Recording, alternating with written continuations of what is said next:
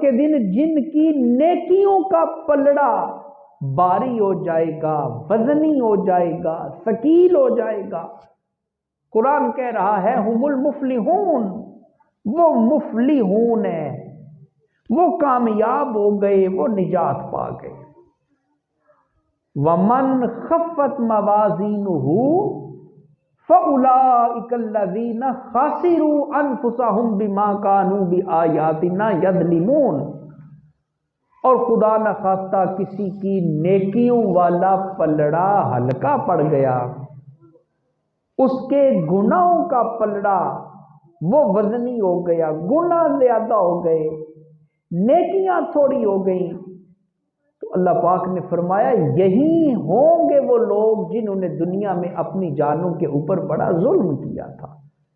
دنیا میں بھی انہوں نے ظلم کیا، اب آخرت کے دن رب کی طرف سے انہیں کسی قسم کی کوئی رعایت نہیں عطا کی جائے گی۔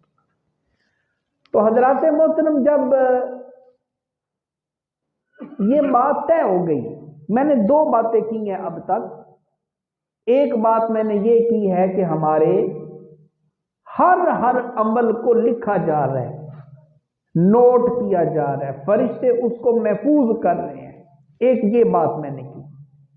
دوسری بات میں نے یہ کی ہے کہ ہمارے جتنے عمل ہم کر رہے ہیں نا، قیامت کے دن ان تمام عملوں کا میزان میں، ترازو میں رکھ کے ان کا وزن کیا جائے گا۔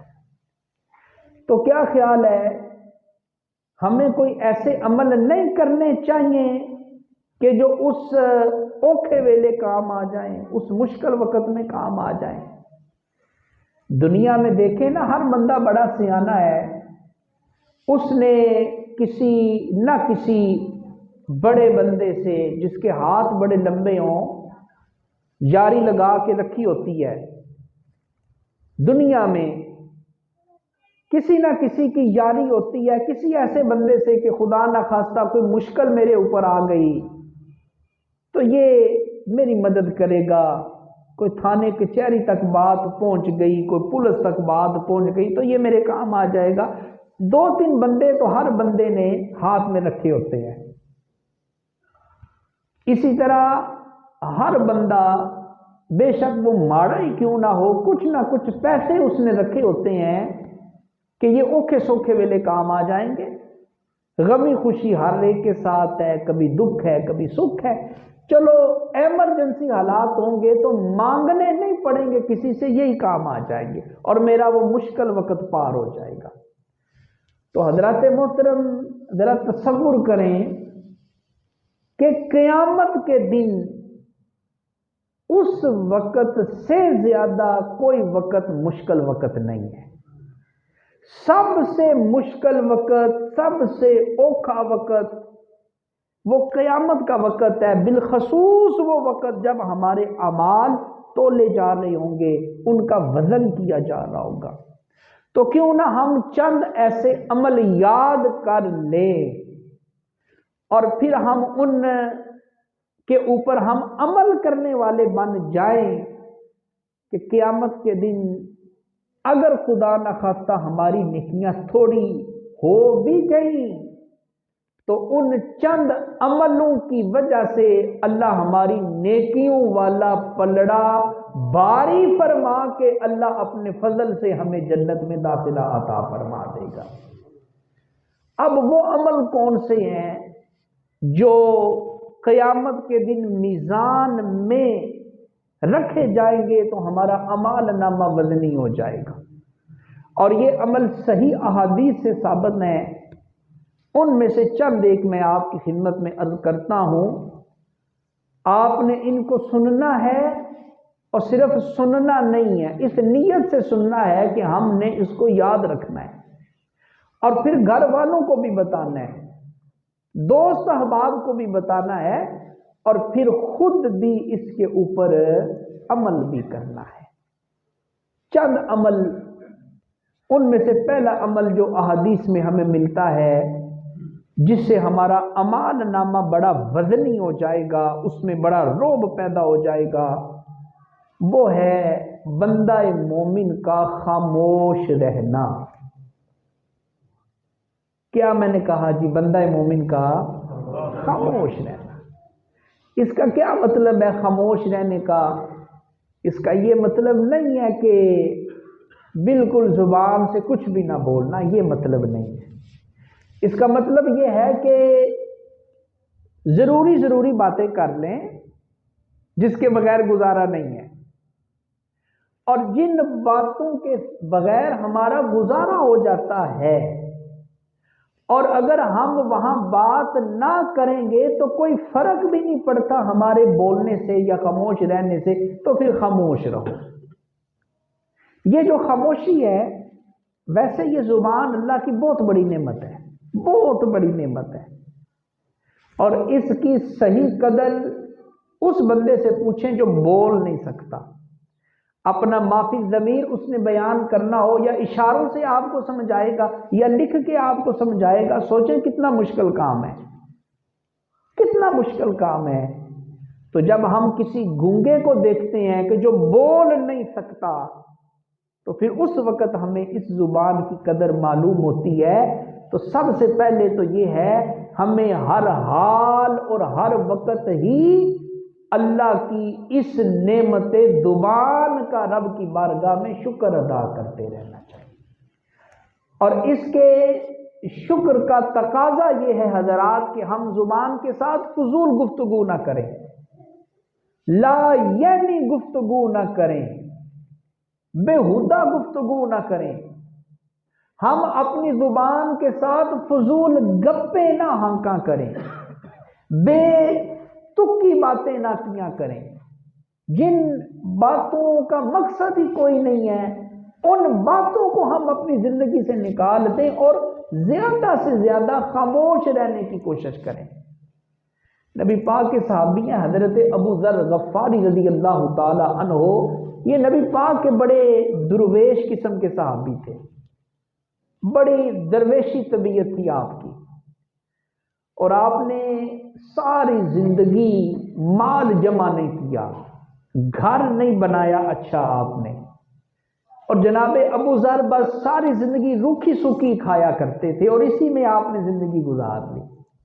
کسی نے پوچھا جناب ابو ذر باقی صحابہ مال غنیمت آیا، کاروبار، مالی طور پہ حالات اچھے ہو گئے، تو آپ کے یہ حالات کیوں ہیں؟ تو جناب ابو ذر کہتے ہیں میں نے یہ حالات اس لیے بنائے ہوئے ہیں کہ میں نے اپنی ساری زندگی اپنے مصطفیٰ کریم کو اسی حالت میں گزارتے ہوئے دیکھا ہے۔ حضور نے چونکہ سادہ زندگی گزاری ہے تو میں بھی سادہ زندگی ہی گزاروں۔ تو حضرت جناب ابو ذر کی عادت مبارکہ یہ تھی، خاموش رہتے تھے، خاموش رہتے تھے، اور جب بڑا ضروری ہو جاتا نا بات کرنا، پھر آپ گفتگو کرتے، پھر آپ اپنی زبان کو حرکت دیا کرتے۔ تو ایک دفعہ کسی نے پوچھا کہ اے ابو ذر آپ صحابی رسول ہیں، تو آپ خاموش رہتے ہیں، بات نہیں کرتے، گفتگو نہیں کرتے، کلام نہیں کرتے زیادہ کسی کے ساتھ، تو کیا وجہ ہے؟ تو حضرت ابو ذر کا جواب جو انہوں نے دیا وہ میرے اور آپ کے لیے بھی ہے، سنیے گا۔ جناب ابو ذر کہتے ہیں کہ میں نے ایک دفعہ اللہ کے نبی صلی اللہ علیہ وسلم سے پوچھا تھا حضور مجھے کوئی ایسا وظیفہ، کوئی ایسا ذکر، کوئی ایسی بات مجھے بتا دیں کہ جو میرے لیے کفایت کر جائے، جو میرے لیے کافی ہو جائے، کوئی ایک ایسی بات، کوئی ایک ایسا عمل مجھے بتا دیجئے۔ تو اس وقت حضور نے مجھے جس بات کی نصیحت کی تھی وہ بات یہ تھی، حضور نے فرمایا تھا اے ابو ذر خاموش رہا کرو اور بغیر ضرورت کے گفتگو نہ کیا کرو، اس لیے کہ جو خاموش رہتا ہے اس کی یہ خاموشی رب کی بارگاہ میں اتنی محبوب ہے کہ قیامت کے دن اس خاموشی کی وجہ سے اللہ اس بندہ مومن کی نیکیوں کے اندر بڑا وزن پیدا فرما دے گا، اس کا اعمال نامہ وزنی ہو جائے گا، نیکیوں والا پلڑا اس کا غالب آ جائے گا۔ حضرات محترم، یہ جو زبان ہے، یہ جب ہم بولتے ہیں نا تو پھر غیبت بھی اسی زبان سے نکلتی ہے، چغلی بھی اسی زبان سے نکلتی ہے، گالی گلوچ بھی اسی زبان سے نکلتی ہے، لوگوں کے خلاف باتیں بھی اسی زبان سے نکلتی ہیں، تو ٹکار بھی اسی زبان سے نکلتی ہے۔ اسی لیے حدیث پاک میں آتا ہے، نبی پاک صلی اللہ علیہ وسلم نے ارشاد فرمایا، من کانا یؤمن باللہ والیوم الآخر فلیقل خیرا او لیصمت او کما قال۔ ترجمہ سنے نبی پاک نے کتنی بڑی حقیقت کو اپنی چھوٹی سی حدیث میں بیان کر دیا۔ نبی پاک نے ارشاد فرمایا کہ جو اللہ پر ایمان رکھے اور جو قیامت کے دن پر ایمان رکھے، اسے چاہیے کہ جب بات کرے تو اچھی بات کرے، اور اگر بات کوئی نہیں کرنی تو پھر اسے چاہیے کہ وہ خاموش رہنے کی کوشش کیا کرے، وہ خاموش رہا کرے اور بغیر ضرورت کے وہ گفتگو نہ کیا کرے۔ حکیم لقمان سے کسی نے پوچھا نا کہ انسان کے اعضاء میں سے سب سے بہترین عضو کون سا ہے؟ تو اس نے کہا زبان۔ اور پھر پوچھا اچھا انسان کے اعضاء میں سے سب سے خطرناک عضو کون سا ہے؟ کہا اس کی زبان۔ تو سائل نے پوچھا یہ کیا، ایک عضو اچھا بھی ہے اور ایک عضو خطرناک بھی ہے؟ کہا ہاں، اگر انسان اس زبان کو میٹھا کر لے، اس کی حفاظت کر لے، تو اسی زبان سے انسان حکومت کر سکتا ہے، وہ تخت کے اوپر بیٹھ سکتا ہے۔ اور اگر انسان اس زبان کی حفاظت نہ کرے، ہر ایک کے ساتھ لڑائی جھگڑا کرے، ہر ایک کو برا بھلا کہے، تو پھر یہی زبان انسان کو تختہ دار تک بھی پہنچا دیا کرتی ہے۔ اور ہمارے لیے تو نبی پاک صلی اللہ علیہ وسلم کے فرمان سے آگے کوئی چیز نہیں نا۔ یہ حدیث آپ نے پہلے بھی کئی بار سنی، جس میں حضور نے ارشاد فرمایا، اے میرے غلاموں تم مجھے دو چیزوں کی ضمانت دو، میں بدلے میں تمہیں جنت کی ضمانت عطا کروں گا۔ حضور کون سی؟ فرمایا ایک وہ جو تمہاری دو ٹانگوں کے درمیان ہے، یعنی شرمگاہ، تم اس کی حفاظت کی ضمانت دو۔ دوسرا وہ جو تمہارے جبڑوں کے درمیان ہے، یعنی زبان، تم اس کی حفاظت کی ضمانت دو۔ فرمایا جو مسلمان مجھے اپنی ان دو چیزوں کی حفاظت کی ضمانت دیتا ہے، میں محمد عربی اسے دنیا میں ہی جنت کی ضمانت عطا فرما دیتا ہوں، میں اسے جنت کی گارنٹی عطا فرما دیتا ہوں۔ تو یہ جو خاموشی ہے، خاموش رہنے سے، ویسے اصول کیا ہے کہ فضول گپے آنکنے سے خاموشی بہتر ہے، فضول گفتگو کرنے سے خاموشی بہتر ہے۔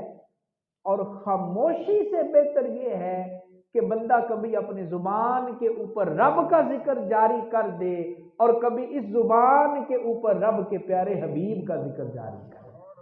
فضول گپوں سے خاموشی بہتر ہے، اور خاموش رہنے سے رب اور رب کے پیارے رسول کا ذکر کرنا بہتر ہے۔ تو یہ پہلا عمل میں نے آپ کی خدمت میں عرض کیا، حدیث پاک سے ثابت ہے کہ یہ جو عمل ہے، یہ انشاءاللہ جس نے اس پہ عمل کر لیا، قیامت کے دن جب ہمارے اعمال تولے جا رہے ہوں گے، اللہ کی رحمت سے بڑی امید ہے جس نے اپنی زبان کی حفاظت کر کے، جس نے خاموشی کو اختیار کر لیا، اس عمل کی وجہ سے اللہ اس کی نیکیوں والے پلڑے میں اپنی برکتیں پیدا فرما دے گا۔ دوسرا عمل جو حدیث پاک سے ثابت ہے وہ ہے حسن اخلاق، حسن اخلاق، اچھا اخلاق۔ اور یہ اتنی بڑی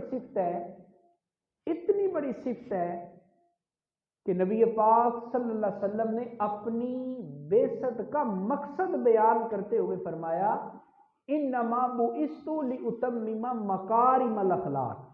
فرمایا مجھے اللہ نے بھیجا ہی اس لیے ہے تاکہ میں اچھے اخلاق کو مکمل کر دوں، میں تمہیں سکھاؤں کہ اخلاق کیا ہوتا ہے۔ اور جب ہم کہتے ہیں نا حسن اخلاق، اچھا اخلاق اپناؤ، تو اس کا مطلب کیا ہے؟ بڑے سادہ لفظوں میں عرض کروں، اس کا مفہوم بڑا وسیع ہے، اس کا بڑی وسعت ہے اس مفہوم کے اندر، مگر آسان لفظوں میں آپ یاد رکھیں، حسن اخلاق کیا ہوتا ہے؟ آپ کا اٹھنا بھی اچھا ہو جائے، آپ کا بیٹھنا بھی اچھا ہو جائے۔ آپ چلتے ہیں تو کس انداز سے چلتے ہیں؟ نظریں اٹھا کے چلتے ہیں یا جھکا کے چلتے ہیں؟ آپ دیکھتے ہیں تو کس زاویے سے دیکھتے ہیں؟ آپ سنتے ہیں تو کیا سنتے ہیں؟ آپ گفتگو کرتے ہیں تو کیا بولتے ہیں؟ حسن اخلاق یہ بھی ہے، یہ بھی حسن اخلاق ہے حضرات، کہ لوگوں کے ساتھ آپ کے معاملات کیسے ہیں، لوگوں کے ساتھ آپ کی ڈیلنگ کیسی ہے۔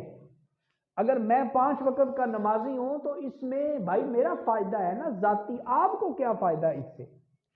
اگر میں ہر سال حج عمرے پہ چلا جاتا ہوں تو میرا ذاتی فائدہ ہے، آپ کا اس میں کیا فائدہ ہے؟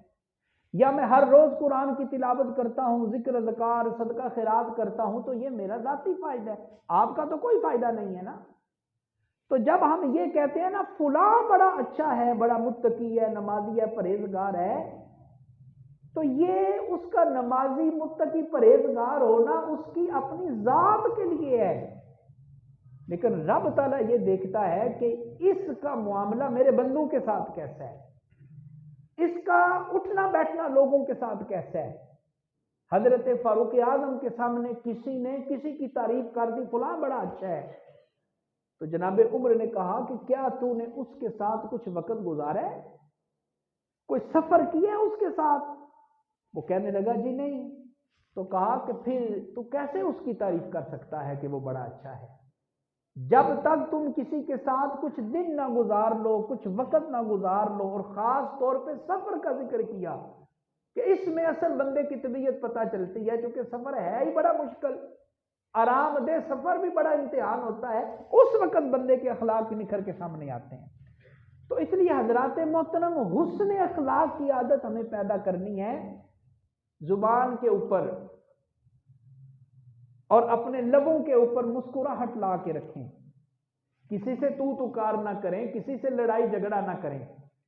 جس طرح اپنے کپڑوں کی صفائی کا خیال کرتے ہیں، اس طرح اپنی آنکھوں کی صفائی کا بھی خیال رکھیں، اس طرح اپنی زبان کی صفائی کا بھی خیال رکھیں، اپنے کانوں کی صفائی کا بھی خیال رکھیں، اور پھر اس سے اگلی بات میں عرض کروں، اس طرح اپنی نیتوں کی بھی صفائی کر لیں، اپنے ارادوں کی صفائی کر لیں، اپنی سوچوں کے اندر طہارت پیدا کر لیں۔ یہ حسن اخلاق ہے۔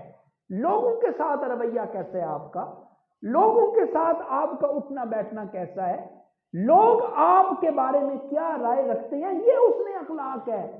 اور جانتے ہیں یہ کتنا بڑا عمل ہے حسن اخلاق، اور کتنی بڑی نیکی ہے۔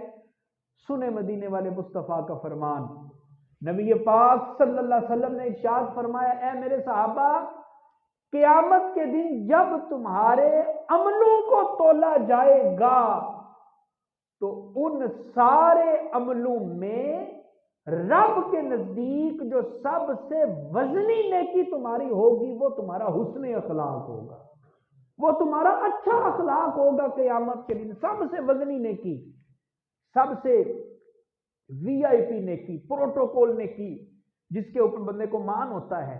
بھائی باپ کی اولاد ہو، 3-4 بچے ہوں، تو ایک بچے کے اوپر جو زیادہ خدمت کرنے والا ہو نا، بڑا مان ہوتا ہے ماں باپ کو کہ اے میرا پتر یہ سارے تو نمبر لے گیا، اے میرا دوست جڑا ہے اے اوکھے سوکھے ویلے میرے کام آ جاتا ہے، تو کسی نہ کسی میں مان ہوتا ہے نا۔ تو حسن اخلاق بھی ان نیکیوں میں سے ایک ایسی نیکی ہے جس کے اوپر آپ مان کر سکتے ہیں، جس کے اوپر آپ توکل اور یقین کر سکتے ہیں۔ حضور نے فرمایا تمہارے عمل جب تولے جا رہے ہوں گے تو ساری نیکیوں کے میں سے جو وزنی نیکی ہے، جو بھاری نیکی ہے، جو اعلیٰ درجے کی نیکی ہے، وہ تمہارا حسن اخلاق ہے۔ اور اس سے اگلی حدیث میں آپ کو سناؤں تو آپ حیران ہو جائیں گے، مصطفیٰ کریم صلی اللہ علیہ وسلم نے کیا ارشاد فرمایا فرمایا قیامت کے دن تم میں سے میرے سب سے زیادہ قریب وہ ہوگا، میرے سب سے زیادہ نزدیک وہ ہوگا جو تم میں سب سے زیادہ اچھا اخلاق رکھنے والا ہوگا۔ دنیا میں جس کا اخلاق جتنا اچھا ہوگا، دنیا میں جس کا کردار جتنا اچھا ہوگا، دنیا میں جس کی عادتیں جتنی اچھی ہوں گی، دنیا میں جس کے پڑوسی جتنے راضی ہوں گے، جتنے رشتہ دار آپ سے راضی ہوں گے، جتنے دوست آپ سے راضی ہوں گے، سمجھ جائیں اتنا ہی زیادہ اللہ کے نبی آپ کو اپنا قرب عطا فرما دیں گے، اتنا زیادہ آپ نبی پاک کی صحبت حاصل کر لیں گے۔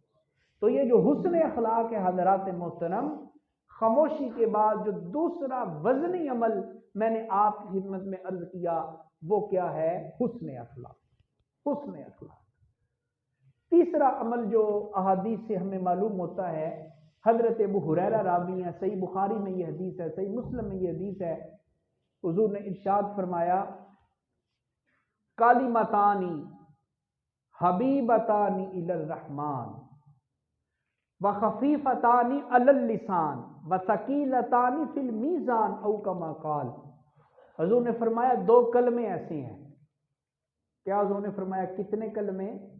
دو کلمے ایسے ہیں کہ جو رب کو بڑے محبوب ہیں، حبیبتان الی الرحمن، رحمان کی نظروں میں، رحمان یعنی اللہ کی بارگاہ میں وہ دو کلمے بڑے محبوب ہیں، بڑے پسندیدہ ہیں، دو کلمے۔ اور فرمایا یہ جو دو کلمے ہیں نا، خفیفتان علی اللسان، یہ تمہاری زبان کے اوپر بڑے ہلکے ہیں، یعنی جب تم یہ دو کلمے، دو لفظ اپنی زبان پہ لاؤ گے نا، تمہاری زبان کو تکلیف ہی نہیں ہونی ہے، وقت لگنا ہی نہیں ہے، کوئی زبان کے اوپر بوجھ پڑنا ہی نہیں ہے، بڑی جلدی کے ادا ہو جانے ہیں۔ اور اگلی بات ہمارے موضوع سے متعلقہ ہے، فرمایا رہ گئی بات ان کے اجر کی اور ان کے ثواب کی اور ان کے مقبول اور محبوب ہونے کی، فرمایا ثقیلتان فی المیزان، قیامت کے دن تمہارے اعمال نامے میں جو بڑے بڑے وزنی عمل ہوں گے ان میں سے ایک عمل یہ بھی ہے جو یہ دو کلمے پڑھ لیتا ہے۔ اب حضور وہ کلمے کون سے ہیں؟ فرمایا سبحان اللہ وبحمدہ سبحان اللہ العظیم، جو یہ دو کلمے پڑھ لیتا ہے وہ رب کا محبوب بھی ہو جاتا ہے اور وہ اپنے اعمال نامے میں ایک بڑے وزنی عمل کا اضافہ بھی کر لیا کرتا ہے۔ اب یہ دو کلمے یقیناً آتے ہوں گے، لیکن برکت کے لیے پڑھے میرے ساتھ، سبحان اللہ وبحمدہ سبحان اللہ العظیم، سبحان اللہ وبحمدہ سبحان اللہ العظیم۔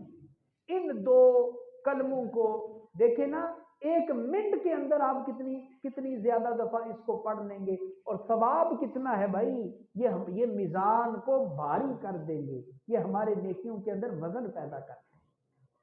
اور صحیح بخاری ہی کی یہ حدیث ہے، حضور نے فرمایا من قالا سبحان اللہ وبحمدہ، فرمایا جس نے 100 دفعہ یہ کہا سبحان اللہ وبحمدہ۔ یہ جو پہلی حدیث تھی اس میں دو جملے ہیں، سبحان اللہ وبحمدہ الگ ہے اور سبحان اللہ العظیم یہ الگ جملہ ہے، مگر اس دوسری حدیث میں حضور نے فرمایا صرف سبحان اللہ وبحمدہ، سبحان اللہ وبحمدہ، سبحان اللہ تو سب کو آتا ہے، آگے وبحمدہ یاد کر لیں، سبحان اللہ وبحمدہ، اور اس کا اجر و ثواب سنیے گا، اللہ اکبر۔ حضور نے فرمایا جو بندہ مومن دن میں 100 مرتبہ سبحان اللہ وبحمدہ پڑھ لیتا ہے، اس کے گناہ سمندر کی جھاگ کے برابر بھی کیوں نہ ہو، 100 دفعہ یہ ہر روز کلمہ پڑھنے کی وجہ سے اللہ اس کے سارے صغیرہ گناہوں کو معاف فرما دیا کرتا ہے۔ صغیرہ گناہ سمندر کی جھاگ کے برابر بھی کیوں نہ ہو، صحیح بخاری کی حدیث ہے جناب، سمندر کی جھاگ کے برابر بھی کیوں نہ ہو، جو 100 دفعہ یہ پڑھ لے سبحان اللہ و بحمدہ، سارے صغیرہ گناہ معاف ہو جائیں گے۔ تو یہ ہیں کلمتان حبیبتان الی الرحمن وخفیفتان علی اللسان۔ تو اس لیے مسجد میں آئیں نا نماز پڑھنے کے لیے، اول تو کوشش کریں گھر سے وضو بنا کے آئیں، گھر سے وضو تیار کر کے آئیں۔ ہاں اگر کوئی دکان وغیرہ ہے تو پھر تو مجبوری ہے، تو مسجد آتے ہوئے یہ ود کرتے آئیں، نماز پڑھ کے جائیں تو بجائے جاتے ہوئے گپے لگانے کے، باتیں کرنے کے، وہ اس وقت نماز جب بندہ پڑھتا ہے نا تو ایک روحانیت طاری ہوتی ہے بندے کے اوپر، وجود بڑا ہلکا پھلکا ہوتا ہے، تو جاتے ہوئے یہ ورد اپنی زندگی میں شامل کر لیں تو فائدہ کیا ہوگا آپ کے اعمال نامے کے اندر، اس کی وجہ سے اللہ تعالیٰ وزن پیدا فرما دے گا، اللہ اس کو بھاری فرما دے گا۔ ایک اور عمل جو حدیث پاک میں آتا ہے، حضور نے ارشاد فرمایا کہ من صلی علی جنازۃ، یہ بھی صحیح ستہ کی حدیث ہے، فرمایا من صلی علی جنازۃ، جو نماز جنازہ ادا کرے کسی مسلمان کی، فرمایا فلہ قیرات، اسے ایک قیرات ثواب ملے گا، ایک قیرات۔ اور فرمایا کہ جو نماز جنازہ بھی پڑھے اور نماز جنازہ ادا کرنے کے بعد وہ اس میت کی تدفین میں بھی شامل ہو جائے، قبر تک ساتھ آئے اور پھر میت کو قبر میں اتارے، مٹی ڈالے، پورا وہ سارا پورا عمل کر لے، تو فرمایا اسے 2 قرات کا ثواب ملے گا، 2 قرات کا۔ پہلے فرمایا کہ جو صرف نماز جنازہ پڑھ لے کسی کا، اسے 1 قرات کا ثواب، اور جو جنازہ بھی پڑھے اور پھر جنازے کے بعد قبر تک آئے، تدفین میں شامل رہے، فرمایا فلہ قیراتان، اسے 2 قرات ثواب عطا کیا جائے گا۔ اب یہ قرات کیا ہے آپ سوچ رہے ہیں، تو قرات پتہ ہے کیا ہے؟ فرمایا جتنا وزن احد پہاڑ کا ہے اتنا وزن 1 قرات کا ہوا کرتا ہے۔ گویا جو صرف نماز جنازہ ادا کر لے واپس آ جائے، اسے 1 احد پہاڑ جتنا ثواب ملے گا، اور جو بعد میں تدفین میں بھی شامل رہے، اللہ اسے احد پہاڑ جتنے 2 ثواب عطا فرما دے گا۔ تو مجھے بتائیں احد پہاڑ، اللہ اکبر، یہ ہمارے اعمال نامے میں رکھ دیا جائے تو ہمارا اعمال نامہ کیوں وزنی نہیں ہوگا، اس کے اندر کیوں بہاریں پیدا نہیں ہوں گی۔ آخری حدیث سن لیں، ایک اگلا عمل جس سے اعمال نامہ وزنی ہو جائے گا نیکیوں والا، نبی پاک صلی اللہ علیہ وسلم نے ارشاد فرمایا وہ شخص کہ جس کو اولاد کی وفات کے ساتھ آزمایا گیا، یعنی ایسا باپ یا ایسی ماں کہ جس کی اولاد اس کی زندگی میں انتقال کر گئی، چونکہ یہ مرحلہ بڑا مشکل ہوتا ہے، اپنے ہاتھوں سے اپنی اولاد کو رخصت کرنا بڑا مشکل مرحلہ ہوتا ہے یہ، تو اللہ تعالیٰ چونکہ اپنے بندے کو محروم نہیں نہ کرتے، کانٹا بھی چبھے تو اجر ملتا ہے، کانٹا بھی چبھے، فرمایا جو اپنی اولاد کی وفات کے ساتھ آزمایا گیا اور اس نے صبر کر لیا اور اللہ کی تقدیر پہ راضی ہو گیا، اللہ کریم اس صبر کی وجہ سے قیامت کے دن اس کے اعمال نامے کو بھی غالب فرما دیں گے، اس کے اعمال نامے کے اندر بھی ثقائل پیدا ہو جائے گا، وزن پیدا ہو جائے گا۔ دعا ہے اللہ تعالی ہمیں یہ چھوٹے چھوٹے عمل اپنی زندگی میں شامل کرنے کی توفیق عطا فرمائے، آمین۔ وآخر دعوانا ان الحمد للہ۔